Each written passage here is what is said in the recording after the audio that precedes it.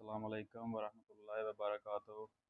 Welcome باجاور T V subscriber, جو نئے آئے ہیں ان کو بھی ویلکم، جو پرانے ہیں ان کو بھی ویلکم۔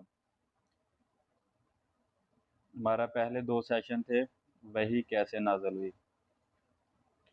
ابھی اس کے بعد ہمارا بھی تیسرا سیشن ہے ایمانات، جس کا پہلا باب ہوگا فرمان نبوی۔ اسلام کی بنیاد 5 چیزیں ہیں۔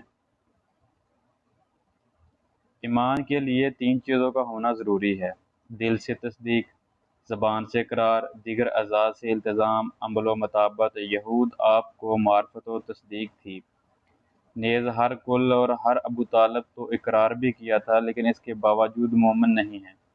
دل سے تصدیق اور زبان سے اقرار کے عمل و مطابقت کے بغیر کوئی حیثیت نہیں، لہذا تصدیق میں کوتاہی کا مرتکب منافق، اقرار کوتاہی کفر کا باعث، جبکہ عملی کوتاہی کا مرتکب فاسق ہے۔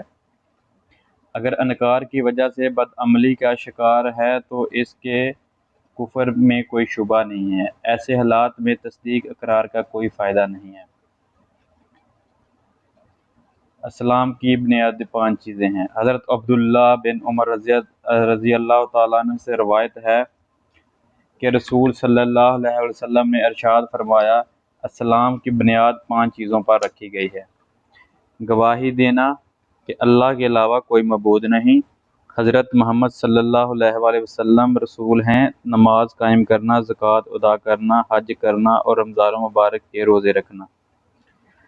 امام بخاری کے نزدیک اسلام اور ایمان ایک ہی چیز ہے۔ یہ باب باندھ کر ثابت کیا ہے کہ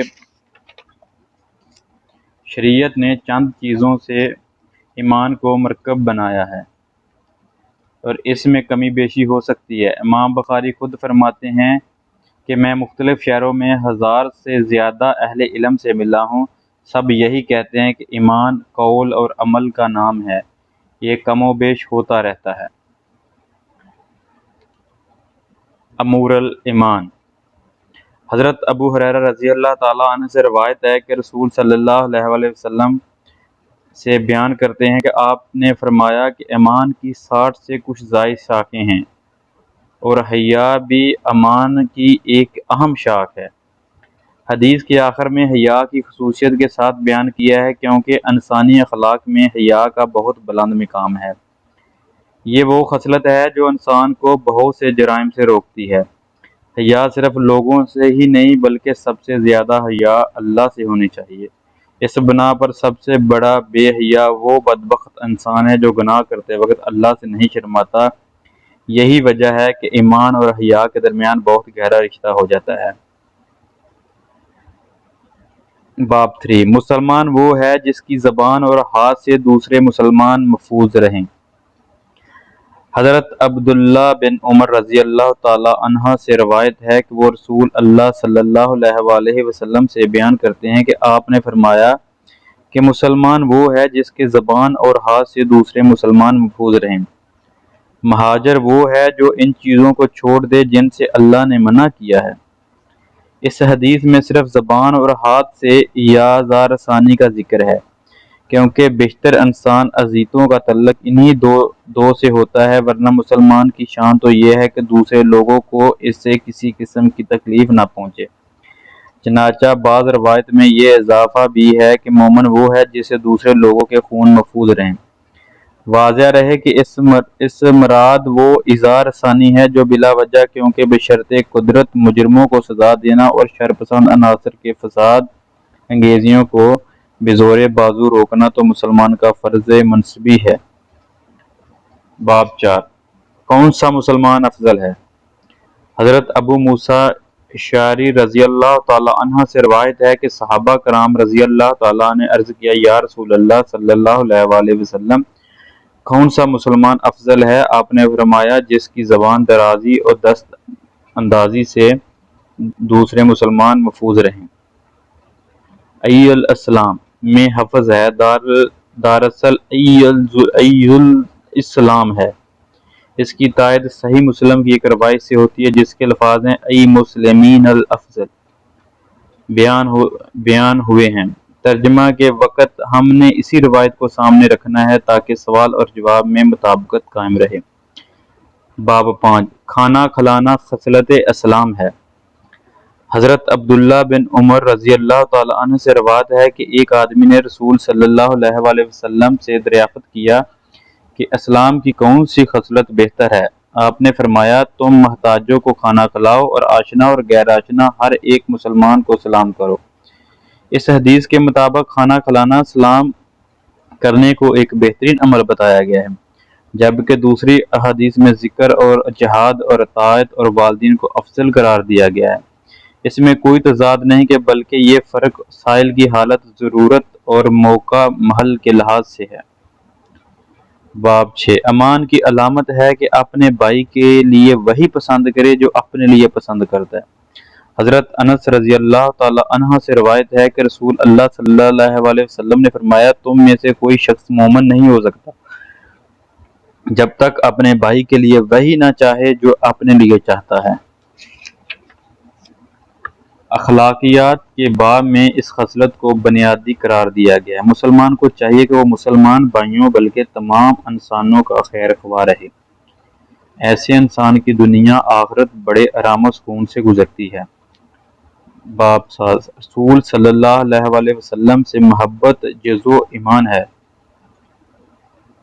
حضرت ابو ہریرہ رضی اللہ تعالیٰ عنہ سے روایت ہے کہ رسول صلی اللہ علیہ وآلہ وسلم نے فرمایا، مجھے قسم ہے اس اللہ کی جس کے ہاتھ میں میری جان ہے، تم میں کوئی شخص مومن نہیں ہو سکتا جب تک اس کو میری محبت اپنے باپ اور اولاد سے زیادہ نہ ہو۔ رسول اللہ صلی اللہ علیہ وآلہ وسلم سے طبی محبت کے علاوہ ایمانی محبت کی بھی ضرورت ہے، ورنہ طبی محبت تو جناب ابو طالب کو بھی تھی لیکن اسے مومن نہیں کہا گیا۔ باپ اور اولاد کا خصوصیت سے ذکر فرمایا کیونکہ انسان ان سے بے حد محبت کرتا ہے۔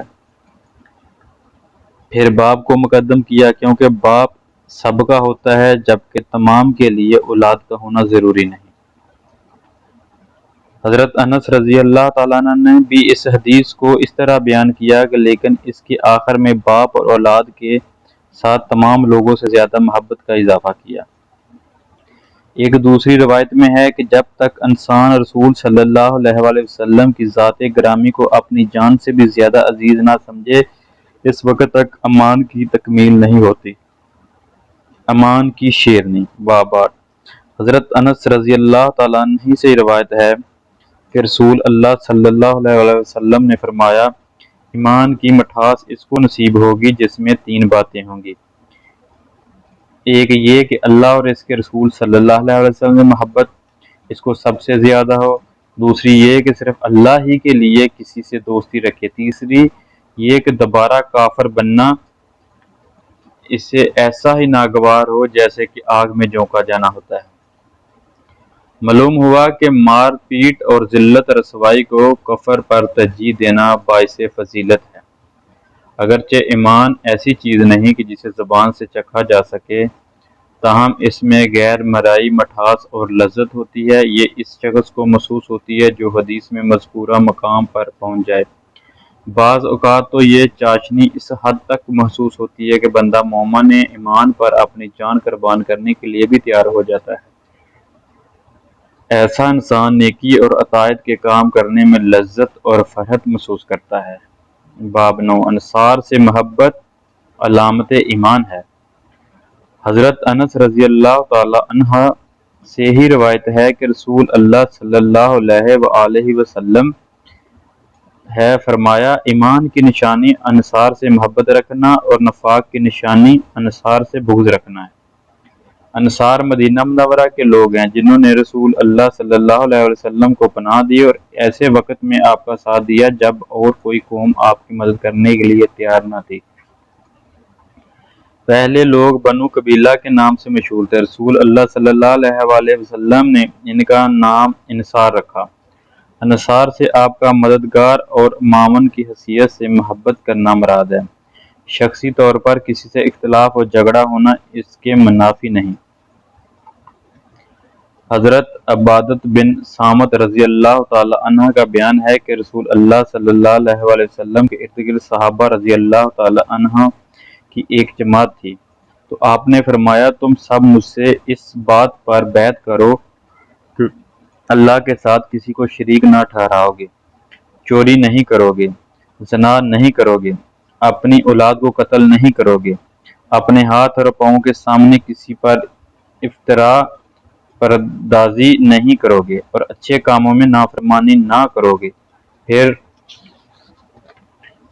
جو کوئی تم میں سے یہ عہد پورا کرے گا اس کا ثواب اللہ کے ذمہ ہے، اور جو کوئی گناہوں میں سے کچھ کر بیٹھے اور اسے دنیا میں اس کی سزا مل جائے تو اس کا گناہ اتر جائے گا۔ جو کوئی ان جرائم میں سے کسی کا ارتکاب کرے پھر اللہ نے دنیا میں اس کی پردہ پوشی فرمائی تو وہ اللہ کے حوالے اگر چاہے تو قیامت کے دن اسے معاف کرے یا سزا دے۔ ہم نے سب شرطوں پر رسول اللہ صلی اللہ علیہ وآلہ وسلم سے بیعت کر لی۔ اس حدیث سے یہ بھی معلوم ہوا کہ حد و حدود گناہوں کا کفارہ یعنی حد شرعی قائم ہونے کا گناہ معاف ہو جاتا ہے۔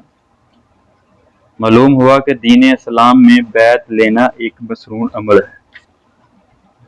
رسول اللہ صلی اللہ علیہ وسلم لوگوں سے دین و اسلام پر کارو بند رہنے اور ہجرت کرنے، میدان جہالت ثابت قدم رہنے، فحش منکرات کو چھوڑنے، سنت پر عمل کرنے اور بدعات و رسوم سے دور رہنے کی بیعت لیتے تھے۔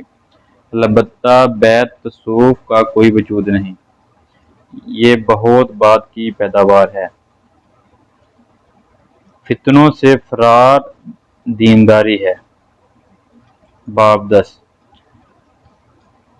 حضرت ابو سعید خدری رضی اللہ تعالی عنہ سے روایت ہے، انہوں نے کہا کہ رسول اللہ صلی اللہ علیہ وآلہ وسلم نے فرمایا، وہ زمانہ قریب ہے جب مسلمانوں کا بہترین مال بکریاں ہوں گی جن کو لے کر وہ پہاڑوں کی چوٹیوں اور بارش کے مقامات کی طرف نکل جائے گا،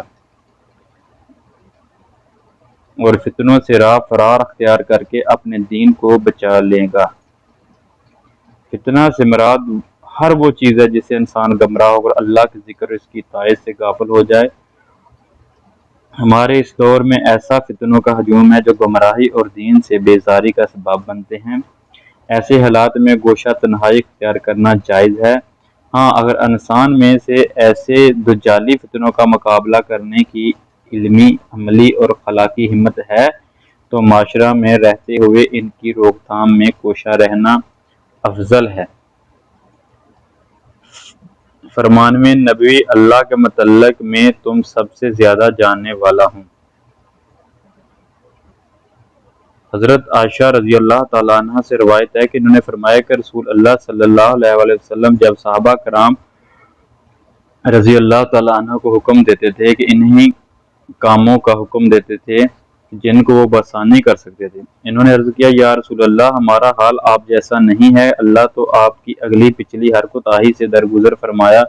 یہ سن کر کہ آپ اس قدر ناراض ہوئے کہ آپ کا چہرہ مبارک پر غصے کا اثر ظاہر ہوا۔ پھر آپ نے فرمایا، میں تم سب سے زیادہ پرہیزگار اور اللہ کو جاننے والا ہوں۔ رسول اللہ صلی اللہ علیہ وسلم اس لیے ناراض ہوئے کہ صحابہ کرام رضی اللہ تعالیٰ عنہ نے آسان کاموں کو رفع درجات اور غفران ذنوب کے لیے ناکافی خیال کیا۔ ان کے گمان کے مطابق بلند مراتب کے حصول کے لیے ایسے کٹھن اعمال ہونے چاہیے جن کی ادائیگی میں تکلیف و مشقت اٹھانا پڑے۔ اس پر آپ نے تنبیہ فرمائی کہ شریعت میں دخل اندازی کی ضرورت نہیں، بلکہ جو اور جیسا ارشاد ہو اس پر اکتفا کیا جائے۔ اہل ایمان کا اعمال کے لحاظ سے ایک دوسرے سے افضل ہونا۔ باب 12 حضرت ابو سعید خدری رضی اللہ تعالیٰ عنہ سے روایت ہے کہ جنت والے جنت میں اور جہنم والے جہنم میں چلے جائیں گے تو اللہ تعالیٰ فرمائے گا کہ جس شخص کے دل میں رائی کے دانہ کے برابر ایمان ہو اسے جہنم سے نکال لاؤ۔ تو ایسے لوگوں کو جہنم سے نکالا جائے گا جو چل کر سیاہ ہو چکے ہوں گے، پھر انہیں پانی یا زندگی کی نہر میں ڈالا جائے گا۔ مالک کو شک ہے کہ استاد نے کون سا لفظ بولا۔ وہ ازے سر نو یوں اگیں گے کہ جیسے دانہ لب جو ندی کے کنارے اگتا ہے۔ کیا تو دیکھتا نہیں کہ وہ کیسے زرد لپٹا ہوا نمودار ہوتا ہے؟ امام بخاری نے وہیب کی روایت بیان کر کے اس شک کو دور کر دیا ہے جو امام مالک کو ہوا، یعنی زندگی کی نہر صحیح ہے۔ حضرت ابو سعید خدری رضی اللہ تعالیٰ عنہ سے روایت ہے کہ رسول اللہ صلی اللہ علیہ وسلم نے فرمایا کہ میں ایک مرتبہ سو رہا تھا کہ بحالت خواب لوگوں کو دیکھا، وہ میرے سامنے لائے جاتے ہیں اور وہ کرتے پہنے ہوئے ہیں، بعض کے کرتے چھاتیوں تک ہیں اور کچھ لوگوں کے اس سے بھی کم، اور عمر بن الخطاب رضی اللہ تعالیٰ عنہ کو میرے سامنے اس حالت میں لایا گیا کہ وہ کرتا پہنے ہوئے ہیں اور اسے زمین پر گھسیٹ رہے ہیں۔ صحابہ کرام رضی اللہ تعالیٰ عنہ نے پوچھا، یا رسول اللہ صلی اللہ علیہ وآلہ وسلم، آپ اس کی تعبیر کرتے ہیں؟ آپ نے فرمایا، دین۔ اس حدیث سے معلوم ہوا ہے کہ خواب میں اپنی قمیض گھسیٹتے ہوئے دیکھنا اعلیٰ درجے کی دینداری کی علامت ہے۔ نیز یہ بھی ثابت ہوا کہ ایمان میں تفاضل اور کمی بیشی ممکن ہے۔ باب 13 حیا جزو ایمان۔ حضرت عبداللہ بن عمر رضی اللہ تعالیٰ عنہ سے روایت ہے کہ رسول اللہ صلی اللہ علیہ وآلہ وسلم ایک انصاری مرد کے پاس سے گزرے، جبکہ وہ اپنے بھائی کو سمجھا رہا تھا کہ تمہیں اتنی شرم کیوں کرتا ہے؟ رسول اللہ صلی اللہ علیہ وسلم نے اسے فرمایا، اس سے اپنے حال پر چھوڑ دے، کیونکہ شرم تو ایمان کا حصہ ہے۔ فرمان الہی، پھر اگر وہ توبہ کرے تو نماز پڑھیں اور زکوٰۃ دیں تو ان کا راستہ چھوڑ دو کی تفسیر۔ حضرت عبداللہ بن عمر رضی اللہ تعالیٰ عنہ سے روایت ہے کہ رسول اللہ صلی اللہ علیہ وآلہ وسلم نے فرمایا کہ مجھے حکم ملا ہے کہ میں لوگوں سے جنگ جاری رکھوں یہاں تک کہ وہ اس بات کی گواہی دیں کہ اللہ کے سوا کوئی معبود اور حقیقی نہیں، اور بلا شبہ محمد صلی اللہ علیہ وآلہ وسلم اللہ کے رسول ہیں، اور پورے اداب سے نماز ادا کرے اور زکوٰۃ دیں۔ جب وہ یہ کرنے لگے تو انہوں نے اپنے جان و مال کو مجھ سے بچا لیا سوائے حق و سلام کے، اور ان کا حساب اللہ کے سپرد ہے۔ کفار سے جنگ لڑنے کا مقصد یہ ہوتا ہے کہ وہ سلام قبول کر کے صرف اللہ کی عبادت کریں، اگرچہ اسلام میں جزیے اور مناسب شرائط کے ساتھ مسالت پر بھی جنگ ختم ہو جاتی ہے۔ تاہم جنگ بندی کی یہ صورت اسلامی جنگ کی اصل غایت نہیں، چونکہ ان کے ذریعے اصل مقصد کے لیے ایک پرامن راستہ کھل جاتا ہے، لہذا ان پر بھی جنگ روک دی جاتی ہے۔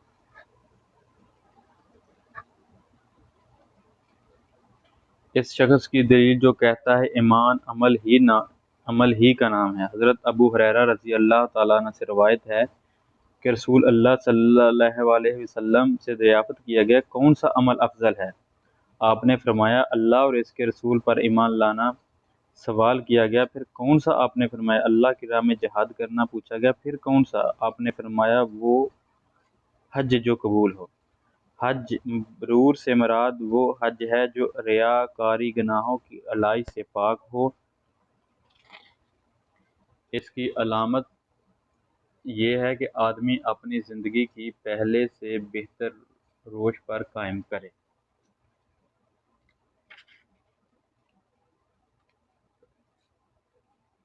باجوہ ورلڈ ٹی وی کے سبسکرائبر، میں نے جو بھی یہ پڑھا ہے یہ حدیث صحیح بخاری ہے، یہ مختصر صحیح بخاری اردو میں، میں نے اپنی طرف سے کچھ بھی نہیں